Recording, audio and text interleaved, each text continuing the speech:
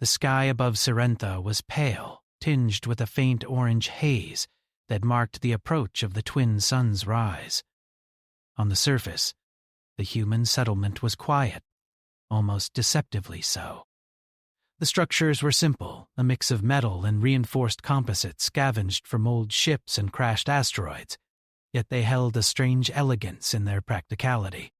Children played near the water filtration units, their laughter carried across the dusty plains.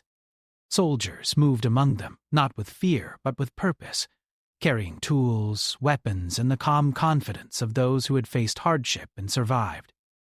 Commander Lyra Vec watched from her observation deck, the viewport framing the human colony like a living diorama. She was part of the Xiphron Collective, an interstellar empire that had dominated thousands of worlds. Her people were advanced in technology, ruthless in strategy, and merciless in combat. Yet, for reasons she could not fully understand, she felt a stir of unease when she observed these humans. They seemed different. Their defenses were rudimentary, yet somehow effective. Their coordination was precise, even when there was no apparent chain of command.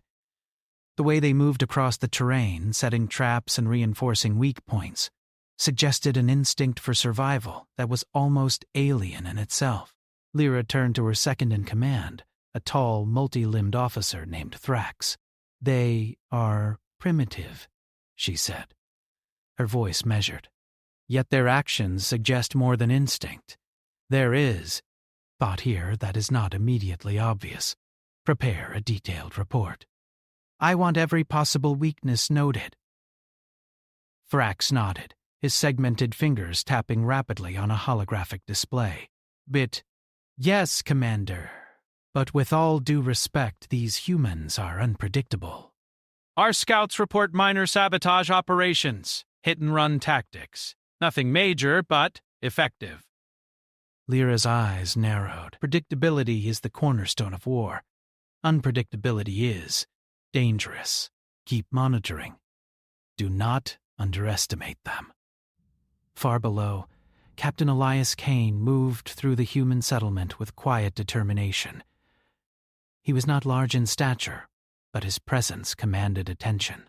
Every movement, every word, conveyed confidence. He stopped beside a group of recruits, training with crude rifles, their movements clumsy, yet improving with each repetition. "Focus on the fundamentals," Kane said. "You can have the most advanced weapon in the galaxy, but if you cannot use it under pressure, it is worthless. Learn the terrain. Learn each other. Trust yourselves." A young soldier, barely 16, raised a hand. "Captain Kane, do you really think we can stand against the Xiphrons?" "Their ships alone could wipe us out in minutes." Kane knelt to meet the youth's gaze, his expression calm but firm. "They may have numbers. They may have technology, but they do not have us. Not like this. Not the way we survive, adapt, and fight together. Fear is natural, but it cannot control us. We will fight smart, not just strong. And that makes all the difference." The young soldier nodded, a flicker of resolve replacing the fear. Kane stood and continued his inspection. Everywhere he went, he observed humans preparing in small ways that outsiders would dismiss. Reinforcing shelters, stockpiling water, testing old drones for makeshift defense, mapping hidden pathways through rocky canyons. Everything was designed for survival, yet everything hinted at something greater, a strategy that no Xiphron could fully anticipate. In orbit above the planet, Xiphron scouts reported back with mechanical precision. "No significant fortifications detected," the lead scout said. "Primitive humans appear vulnerable." Estimated time to conquest. Standard engagement. Lyra's eyes, however, lingered on the readings with skepticism. Standard engagement," she murmured, almost to herself. "We assume that is the flaw. Humans do not follow assumptions." Meanwhile, Kane walked the perimeter of the settlement as the twin suns rose fully, casting long shadows across the plains. He paused at the edge of a cliff that overlooked the approach path likely to be used by invading forces. He had studied alien movements, read patterns, observed simulations. Every tactical option had been considered, yet he knew simulations were never enough. Humans thrived on improvisation. Humans thrived on unpredictability. A small explosion in the distance caught his attention. Not from the aliens, they had not arrived yet, but from one of the training exercises. It was minor, almost trivial, yet it demonstrated something Kane had always believed. Humans would find a way to turn even failure into learning. He smiled faintly. That was the spirit that had carried humanity through centuries of conflict on countless worlds. That spirit would not die here. Lyra observed through her viewport as a human patrol moved through the rocky terrain below. They carried simple rifles, but their movement was fluid, coordinated, and confident.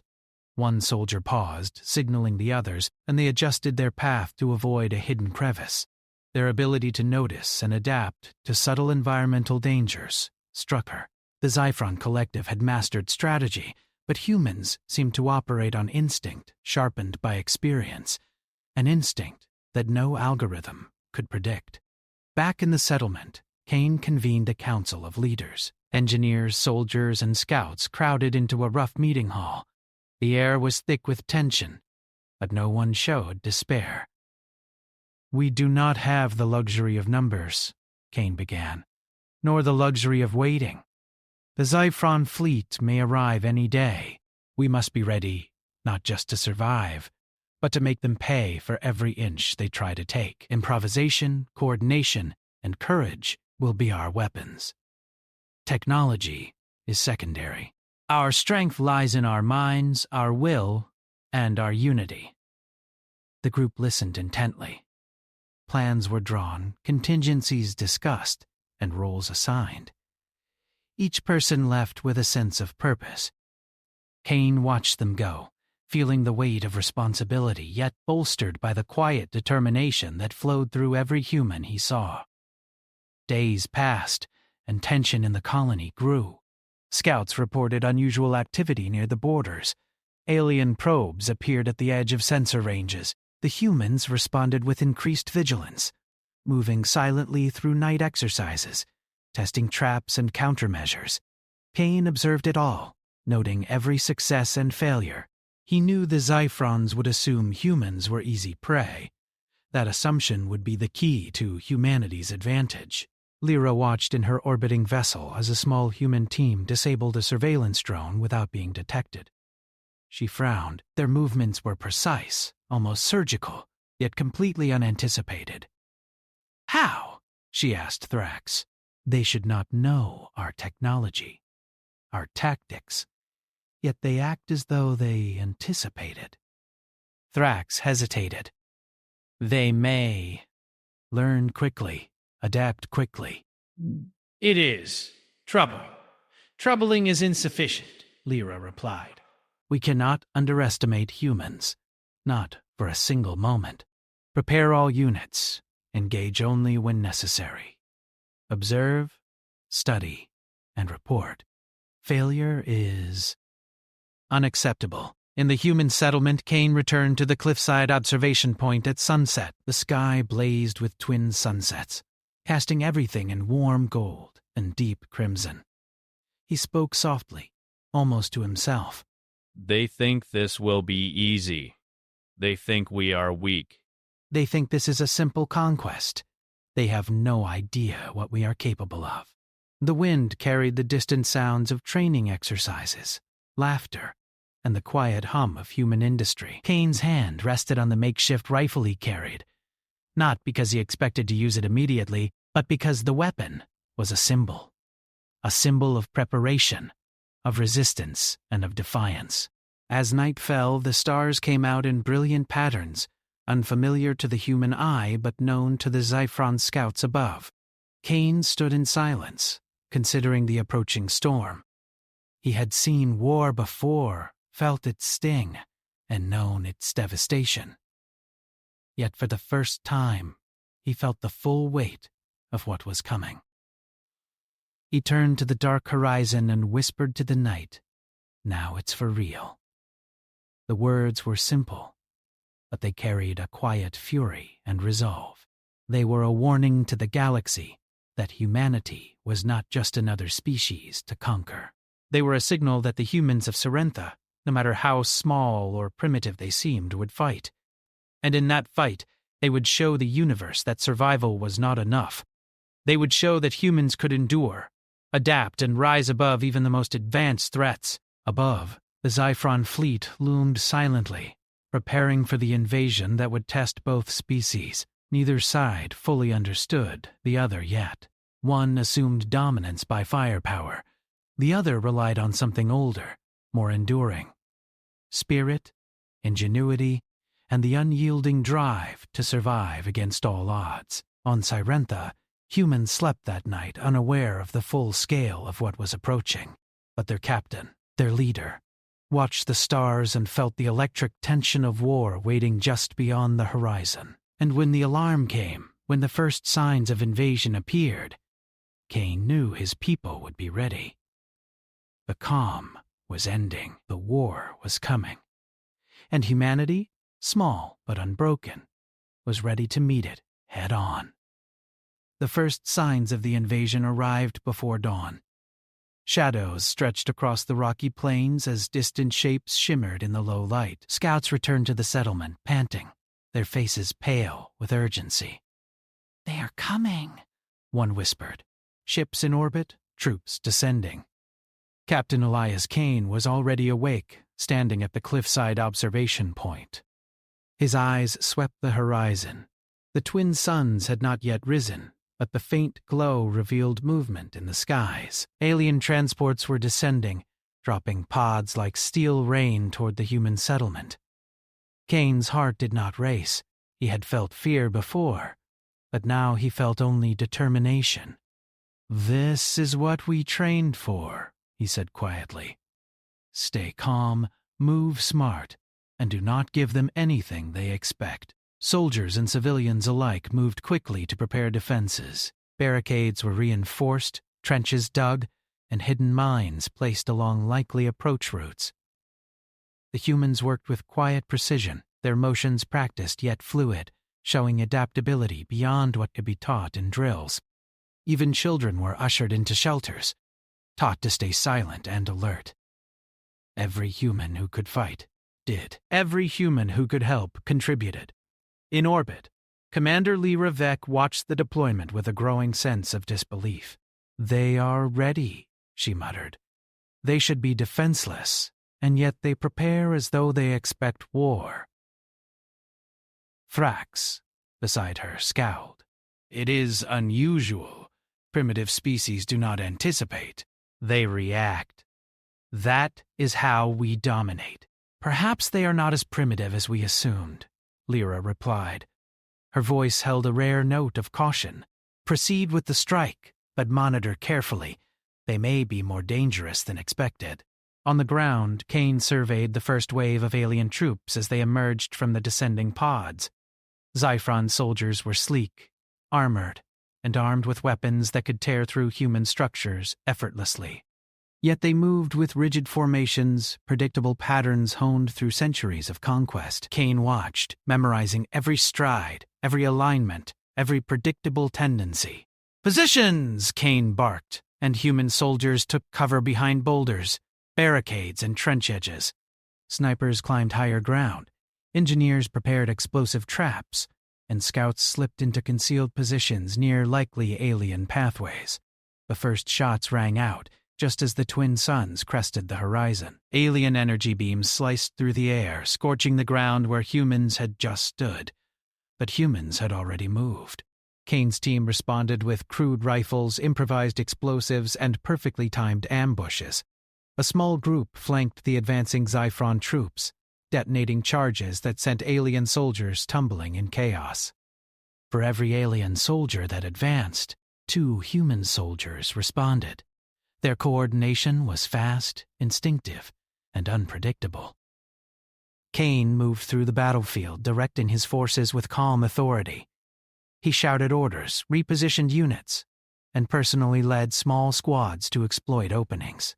Commander Lyra watched from orbit, her hand pressed against the viewport. Reports streamed in. Xiphron troops were confused, disoriented by the human tactics. "This should not be happening," she said, her voice tight. "They are too many. Our technology is superior, and yet they adapt faster than we can anticipate."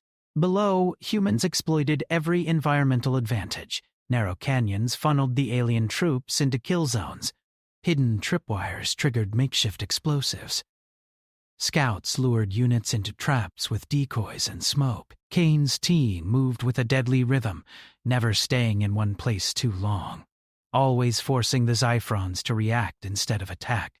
A Xiphron commander shouted orders, attempting to regain control, but the humans had already begun to undermine their formations. Every attack was met with counterattack. Every advance was met with ambush. It was not brute force alone. It was cleverness, adaptation, and unity. In the chaos, Kane noticed a group of civilians struggling near a damaged water tank. Without hesitation, he ran toward them, deflecting incoming fire with his body and shielding the children. His presence inspired those around him, and soon others joined to protect the civilians, creating a mobile defense line that forced the alien troops to divert attention. Minutes felt like hours as the battle continued. The Xiphron soldiers, trained to anticipate every maneuver, could not predict human unpredictability. Energy blasts struck the ground, creating craters that humans used as cover. Rockets whistled overhead, dodged by nimble fighters who moved with instinctive precision. Even the weather seemed to favor the humans, as sudden winds carried smoke to obscure movements and dust to blind enemy optics. Kane paused atop a ridge, watching a squad of human soldiers disable a Xiphron transport pod. They had coordinated silently, signaling only with hand gestures, and struck with deadly efficiency. The transport exploded, sending alien troops scattering. Kane allowed himself a small smile. "That's how it's done," he whispered. Meanwhile, Commander Lyra observed the same scene with mounting frustration. "Pull back. Regroup," she ordered. "These humans are extraordinary. Our forces cannot predict their next moves." Thrax hesitated. "They are learning in real time. Our superiority is compromised." The humans were not without losses. Several soldiers fell, some civilians were injured, and the ground was littered with the wreckage of ships and equipment. Yet the humans held their ground, never giving up, never retreating beyond necessity. Kane moved among the fallen, helping where he could, giving encouragement, and reinforcing the morale that had become their greatest weapon. As the sun climbed higher, the Xiphron forces began to regroup, launching a second wave with heavier firepower. Kane anticipated this. He had already prepared secondary traps, baited the aliens into predictable paths, and set up positions that maximized the humans' effectiveness. Rockets from makeshift catapults slammed into advancing units. Hidden turrets opened fire from concealed positions. Human snipers targeted commanders to disrupt coordination. Commander Lyra's frustration reached a peak. "Pull the fleet back," she demanded. "They are too adaptable. We cannot win by numbers alone." Thrax hesitated, but she did not wait for him. "We will reassess. Observe everything. This species may be a problem." On the battlefield, Kane observed the alien soldiers faltering. Their advanced technology could not compensate for human ingenuity. Every predictable move they made was countered. Every formation they held was broken. Humans had learned the patterns of the Xiphron army in minutes and turned them against the invaders. Kane paused to catch his breath, watching his people hold fast. The sky was filled with smoke and fire, the ground torn and scarred. Yet through it all, the humans fought not just to survive, but to turn the tide. Their unity, courage, and quick thinking were more effective than any weapon. At the edge of the battlefield, a young soldier fired the last of his ammunition, then picked up a fallen alien rifle.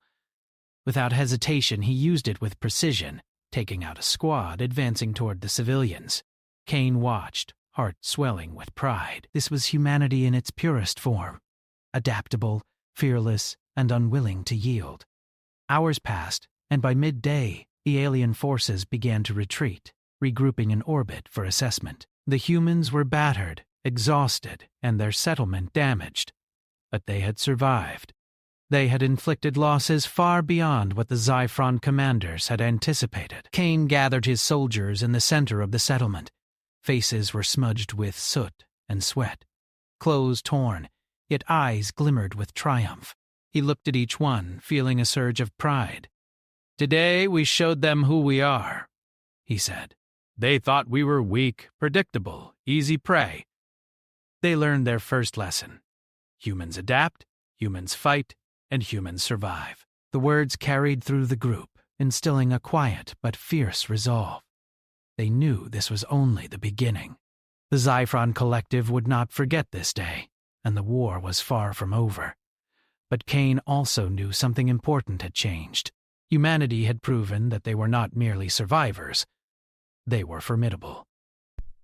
As night fell, Kane returned to the cliffside observation point. The stars blinked coldly above, and distant ships in orbit moved silently, watching. He whispered the words that had become his mantra, a signal to his people and a warning to the universe. Now it's for real. They repaired, reinforced, and prepared for the battles to come. The first contact had proven their ingenuity, courage, and resilience. Humanity was no longer an underestimated species. They had fought back against overwhelming odds and survived. Above, in orbit, Commander Lyra Vex studied the battlefield, a storm of frustration and awe in her eyes. "They should not be able to do this," she said. "Yet they adapt, they learn, they fight like something more, something dangerous." Thrax remained silent, unwilling to speak what both of them feared. That humanity was a force the Xiphron Collective could not simply crush. And below, Captain Kane watched the horizon, knowing the coming days would test every human to their limits. Yet he also knew they would endure.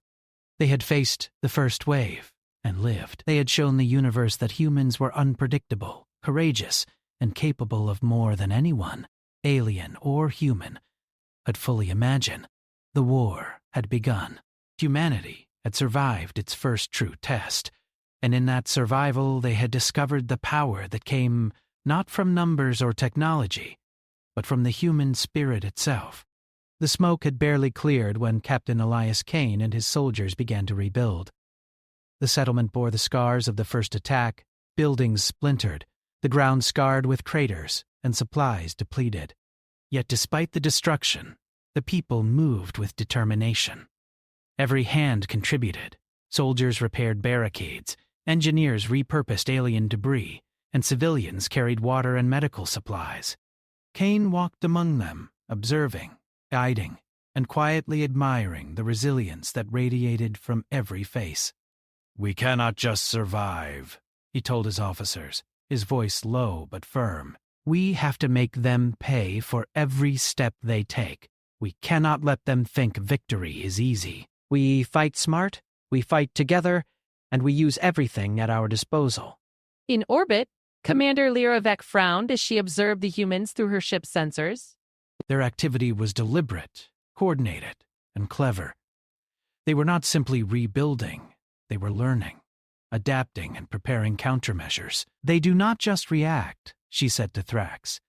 "They plan, they innovate, and they adapt faster than we anticipated." Thrax's multiple arms gestured nervously across the holographic display. "Our forces cannot predict them. They do not follow patterns we have catalogued. Every encounter teaches them something new. They are learning at a rate I have never seen in a species without enhanced neural interfaces." "They are humans," Lyra replied with a bitter tone. "That explains everything. Dangerous, unpredictable, stubbornly alive." Khan gathered his senior officers in the remains of the main hall. The air smelled of dust, smoke, and oil, yet it carried the charged energy of determination. Plans were laid out, strategies revised, and contingencies mapped. This time, they would take the initiative. They would force the Xiphron forces into traps that Kane had designed after careful study of their first attack. Our advantage is their expectation, Kane explained. They think we fight like them, predictably. They think superior firepower wins every engagement. We will show them that ingenuity, courage, and understanding the battlefield are more powerful than their technology alone. Outside, humans worked silently but efficiently. They moved debris to create barriers, set up concealed turrets scavenged from alien wreckage, and designed channels to funnel enemy forces into kill zones. Every strategy was simple yet effective, relying on adaptability rather than raw strength. Kane's scouts moved through rocky ridges, studying the alien formations, identifying weaknesses in their approach, and marking safe paths for human maneuvering. When the Xiphron fleet returned, it was with a vengeance. Their ships blotted out the sun, casting massive shadows over the planet. Pods descended, troops landed, and energy beams illuminated the barren plains. But Kane was ready. He had anticipated the patterns, studied their timing, and prepared traps that would exploit the Xiphron's rigid formations. The battle began with a sudden, almost silent chaos. Humans fired from concealed positions, using a combination of alien weapons and improvised explosives. Transport pods were destroyed before troops could fully exit, sending soldiers tumbling into carefully prepared ambushes. Kane moved through the battlefield like a shadow, directing squads, reinforcing positions, and personally leading flanking maneuvers. For every alien advance, humans responded with clever counters. Smoke bombs created confusion, forcing the Xiphron soldiers to misfire. Terrain was used as a weapon. Boulders were dislodged to crush incoming units. Trenches guided enemy movement, and narrow canyons became death traps for those who did not anticipate the humans' planning. Kane's team worked like a single organism, each person anticipating the other's moves without words, adapting to every new threat with skill and courage. Lyra observed from orbit, her face darkening with disbelief. They are using the terrain to their advantage, predicting our approaches, and exploiting every weakness in our strategy, she muttered. How is this possible? Thrax's segmented fingers tapped rapidly on the display. They learn. They adapt. Every engagement teaches them something new. They are evolving in real time. Standard tactics will not work against them. Kane spotted a group of Xiphron commanders coordinating an assault near the settlement's center. Without hesitation, he led a small strike team to flank them. Using makeshift grappling lines and hidden pathways, they struck from behind, disabling communications and creating chaos in the enemy ranks. The Xiphron soldiers, trained to dominate with sheer numbers and superior weapons, were now struggling against humans, who acted unpredictably, creatively, and ruthlessly where necessary. Even civilians contributed. Engineers launched scavenged drones with explosive charges, civilians lured smaller squads into traps, and medics moved through the battlefield under fire, keeping fighters in the fight. Kane saw the strength of humanity in action, not strength of arm alone, but ingenuity, courage, and unwavering determination. The battle raged for hours. Energy beams cut the ground, craters deepened, and smoke and fire filled the horizon. Yet the humans did not falter. Each attack only made them stronger, forcing them to adapt, to innovate, and to outthink their technologically superior enemies. Kane moved among the fighters, shouting instructions, reinforcing weak points, and celebrating small victories that inspired courage in those around him. At one critical point, a Xiphron transport attempted to bring in reinforcements near the settlement's southern ridge. Kane anticipated it and had prepared a trap. The ridge had been rigged with explosives and a human sniper team positioned to cut off retreat paths. The transport exploded in a brilliant fireball, scattering alien troops and turning their attack into chaos. Kane's soldiers cheered quietly but maintained focus, moving immediately to exploit the confusion. Lyra's frustration was evident even through her sensors. "Pull them back," she demanded. "They are adapting too fast. They are not just surviving, they are dominating the battlefield in ways our simulations cannot predict." Thrax hesitated. "Commander, it may not be possible to contain them. Their tactics, coordination, and willingness to take calculated risks, it is unprecedented." "They are human," Lyra repeated bitterly. "That explains everything. Their unpredictability, their stubbornness, their refusal to yield." On the ground, Kane continued to press the advantage.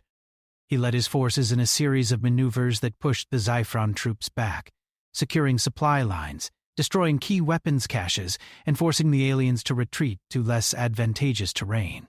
The humans' combination of cunning, skill, and adaptability had turned the tide of battle. By the evening, the battlefield was littered with wreckage. Xiphron troops withdrew to regroup, their retreat covered by energy shields and hovering drones. The humans were exhausted, battered, and injured. Yet their spirits remained unbroken. They had survived wave after wave of alien attacks, not just by enduring, but by outsmarting their enemies. Kane gathered his soldiers in the settlement's main square. Their faces were dirty, bruised, and streaked with soot, yet their eyes shone with determination and pride. He looked at each one, feeling a deep respect for the courage and ingenuity they had shown. "Today we did more than survive," he said. "We proved that we are not prey. We proved that we can fight, adapt, and win, even against overwhelming odds. The Xiphrons may return. They may bring more ships, more soldiers, and more weapons. But they will never take us by surprise again. They will never underestimate humanity again." The crowd nodded, silent but united in their resolve. Kane's words carried more than reassurance. They carried truth. Humans had faced a superior enemy, and had not just survived. They had learned, adapted, and struck back with intelligence and precision. As night fell over Sorrentha, the twin moons reflected faint light across the scarred plains. Fires from the day's battle burned in controlled areas, lighting the settlement and creating watch points for potential enemy movements. Kane stood atop the ridge, looking at the stars and the orbiting alien ships. He knew the Xiphron Collective would reassess, would strategize, and would return. But he also knew something crucial. Humanity had shown that it could fight in ways no alien had predicted, in ways that relied not on strength alone, but on courage, ingenuity, and unity. Below, engineers repaired barricades and scavenged weapons, soldiers patrolled, and civilians reinforced structures. Every person in the settlement understood that the war was far from over, yet each also understood that they had the capacity to survive and thrive. Humanity had adapted to the challenge and turned it to its advantage. In orbit, Lyra's frustration turned into a reluctant respect. She could not deny the humans' effectiveness, their ability to turn disaster into opportunity, or their unyielding resolve. "They are not just surviving," she admitted softly. "They are learning, growing, and becoming something dangerous. This war will not be simple." Kane returned to his observation point, looking at the horizon. The settlement was battered. The air was thick with smoke and dust, yet the humans stood tall, resilient, and determined. He whispered once more, "Now it's for real." But this time, the words carried more than warning. They carried promise. Humanity had endured the first wave of the Xiphron assault and had turned it into victory. They had proven that intelligence, courage, and adaptability could overcome superior numbers and technology. The fight was far from over, but Kane knew, as did every human who had survived the day, that they were no longer the underdogs. The war was only beginning, but humanity had already begun to turn the tide. They would not just survive, they would teach the galaxy that humans were unpredictable, ingenious, and unbreakable. The night sky over Sorrentha was filled with stars, but the beauty of the cosmos did little to calm the tension gripping the human settlement. Captain Elias Kane stood atop the central ridge, binoculars scanning the horizon for any sign of movement. He had anticipated the Xiphron Collective would not give up after their previous defeats. Their pride demanded retaliation, and their numbers allowed them to strike with devastating force. Below him, the settlement buzzed with activity. Engineers reinforced structures and improvised defensive mechanisms, using wreckage from previous attacks. Soldiers checked weapons, coordinated patrols, and rehearsed maneuvers. Civilians carried supplies, moved the wounded to safety, and prepared contingency plans. Every human played a role. Every role mattered. Kane watched them, proud and focused. Humanity had endured, but now the final test was coming. High above, the Xiphron fleet appeared as a dark mass in orbit. Massive warships moved into strategic positions, their silhouettes cutting across the twin moon's light. Transport pods descended toward the planet's surface in precision patterns, carrying elite soldiers with advanced weaponry and tactical programming designed to crush any resistance. Commander Lyra Vek observed from the flagship, her usual calm demeanor replaced with a growing unease. "They are still holding positions," Lyra said to Thrax, her voice sharp. "They should have broken by now. Their defenses are strong, but not enough to hold against this force." Thrax's segmented fingers moved rapidly over the control panel. "They adapt with every engagement. Each battle teaches them new tactics. They anticipate in ways that defy our algorithms. I do not know if this strike will succeed." Lyra's eyes narrowed. "Then we will force them to fail. Send in the main assault." "Leave nothing for them to exploit. This ends now." On the ground, Kane moved through his troops with measured calm. "Listen closely," he said. "This is what we've trained for. They will hit harder than before. They will use everything they have. But remember what we've proven. Strength alone does not win wars. Our minds, our courage, and our unity are stronger than any weapon. Fight smart, fight together, and hold the line." The Xiphron assault began at first light. Energy beams lit up the terrain, carving craters into the plains. Pods descended in waves, elite soldiers emerging with weapons capable of ripping through metal walls. But Kane was ready. Humans had prepared layers of traps, ambushes, and kill zones designed specifically for this moment. The first wave met with immediate resistance. Humans fired from concealed positions, improvised explosives disrupted troop formations, and the terrain funneled aliens into deadly paths. Kane's snipers disabled command units, causing confusion among the enemy ranks. Engineers launched scavenged drones with explosive charges, and civilians guided smaller squads into traps. Every move was calculated, yet executed with the natural fluidity of human instinct. Kane led a squad to intercept a key transport, attempting to deliver heavy weapons to the front lines. They moved silently, using hidden pathways and makeshift grappling hooks to reach the vehicle unnoticed. With coordinated strikes, they destroyed the transport, sending a cascade of fuel and ammunition into a controlled explosion that shredded nearby enemy forces. Kane allowed himself a brief nod of satisfaction. It was a small victory, but momentum mattered. Throughout the day, the battle raged in waves.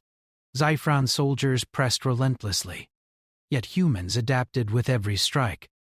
They anticipated attacks, shifted positions, and used the environment to their advantage. A narrow canyon became a trap for an entire squad of alien soldiers. A rocky ridge provided cover for human snipers who picked off advancing units with deadly precision. The humans' ingenuity was relentless, and every Xiphron attempt to overwhelm them was countered with creativity and courage. Above, Lyra watched in growing alarm.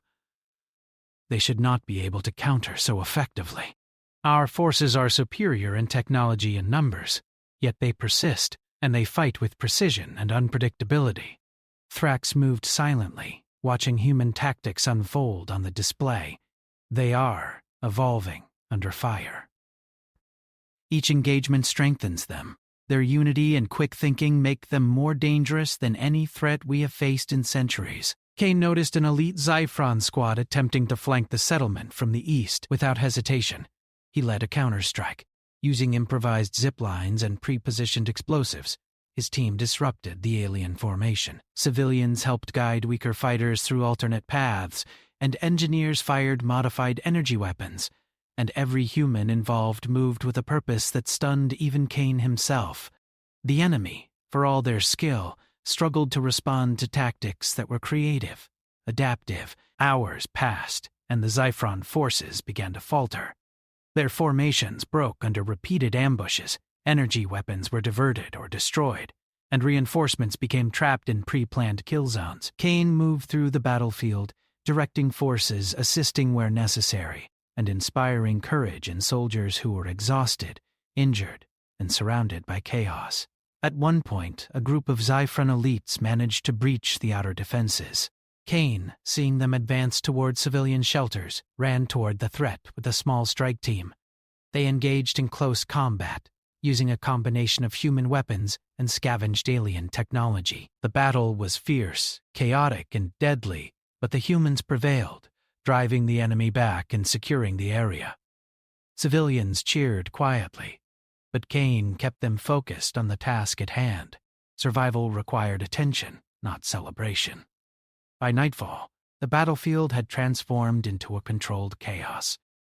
Fires burned, smoke drifted across plains scarred by craters, and the settlement bore the marks of an intense fight.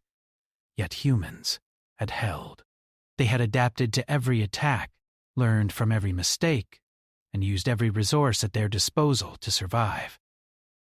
Kane gathered his officers for a final push.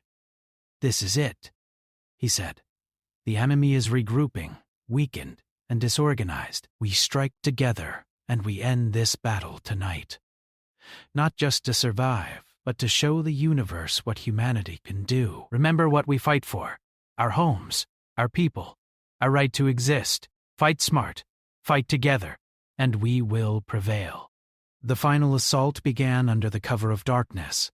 Humans moved silently but decisively, striking Xiphron's supply lines, disabling energy weapons, and sabotaging command units. Explosions lit the night sky as human ingenuity transformed the terrain into a labyrinth of deadly traps. Kane led a key strike team deep into the heart of enemy operations, targeting the Xiphron generals coordinating the assault. The confrontation was tense and brutal.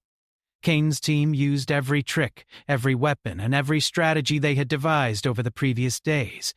They moved with coordination and speed, striking in unpredictable patterns that left the Xiphron elite disoriented. One by one, key enemy leaders were eliminated, causing confusion and panic among the remaining troops. As the first light of dawn broke over Serenpa, the Xiphron forces began to retreat. Their elite soldiers, disorganized and demoralized, were forced to withdraw to orbit. Humans had not just survived. They had dominated the battlefield through intelligence, courage, and unity. Kane stood atop the ridge, watching the enemy retreat. His soldiers cheered, exhausted but victorious. Civilians emerged from shelters, assisting in securing the settlement and aiding the wounded. Commander Lyra, observing from orbit, felt a rare and uncomfortable sensation: respect. The humans had not only resisted superior technology in numbers, but had adapted, innovated, and fought in ways that no alien force could fully anticipate. "They are extraordinary," she admitted quietly. "They are dangerous. We underestimated them. We cannot assume victory again." Kane returned to the center of the settlement, looking at the faces of those who had fought beside him. Their eyes shone with pride, determination, and unbroken spirit. He raised his hand, calling for attention. "Today we have done more than defend our home," he said. "We have proven that humanity cannot be underestimated. We have turned the tide through intelligence, courage, and unity. Remember this day, remember what we are capable of. The universe will know that humans do not yield, do not break, and do not surrender." The crowd responded with quiet nods and murmurs of agreement, their morale strengthened not just by survival, but by the realization of their power. Kane smiled faintly. They had survived impossible odds, outsmarted a technologically superior enemy, and emerged victorious. In orbit, Lyra Vek made her final report to the Zyphron High Command. "The humans have survived," she said. "They adapt, they learn, and they fight in ways no standard algorithm can predict. They are formidable. Future operations will require caution, strategy, and respect for their abilities. We cannot assume victory by force alone." Back on Sorrentha, Kane stood atop the ridge one last time, looking at the twin suns rising over the horizon. The settlement was scarred, some structures destroyed, yet the people moved with a quiet determination that no Zyphron could extinguish. He whispered once more, as he had at the beginning of this war. "Now it's for real." But this time, the words carried triumph, pride, and unshakable resolve. Ah! Humanity had faced annihilation and had not only survived, it had proven that courage, ingenuity, and unity could overcome any force, no matter how powerful. The war with the Zyphron Collective was far from over. They would return, and humanity would have to remain vigilant. But the humans of Sorrentha had shown the galaxy that they were unpredictable, resourceful, and unbreakable. They had turned despair into victory, weakness into strength, and underestimation into triumph. Captain Kane looked over the settlement one last time, his heart swelling with pride. The humans who had fought beside him were no longer simply survivors. They were a testament to what humanity could achieve when it refused to surrender, when it adapted, and when it united under a common purpose. The Zyphron ships disappeared beyond the horizon, defeated and humiliated. Humans worked through the night to rebuild, reinforce, and prepare for whatever came next. The victory was hard-earned, the scars visible, but the lesson was clear. Humans were a force to be reckoned with, and as Kane watched the twin suns climb higher, he knew one thing with certainty. Humanity would endure, and it would fight again. Smarter, stronger, and unyielding. The universe had learned a new truth. Humans were not just survivors, they were conquerors in spirit, capable of facing any threat and turning it into an opportunity for triumph.